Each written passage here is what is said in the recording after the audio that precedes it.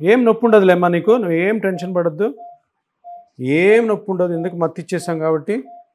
Shoot. So ఇప్పుడు కూడా ఈ మిషన్లో చూస్తూ మనం జాయింట్లోకి వెళ్ళాము.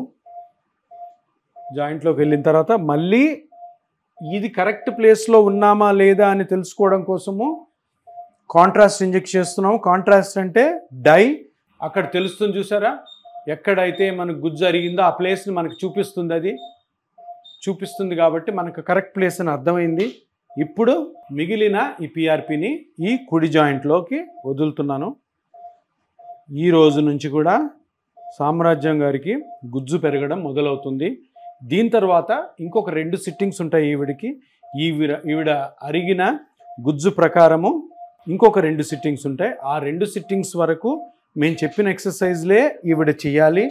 చేస్తూ మేము చెప్పిన యాక్టివిటీస్ ఏవైతే వద్దంటామో ఆ యాక్టివిటీస్ని ఆపాలి, ఏవైతే ఎక్కువ చేయమంటామో అవి చేయాలా, కరెక్ట్గా ఉండాలి. మళ్ళీ 15 రోజుల నుంచి 20 రోజుల మధ్యలో మీరు ఎప్పుడైనా వచ్చి 3వ ఇంజెక్షన్ తీసుకోలేదు.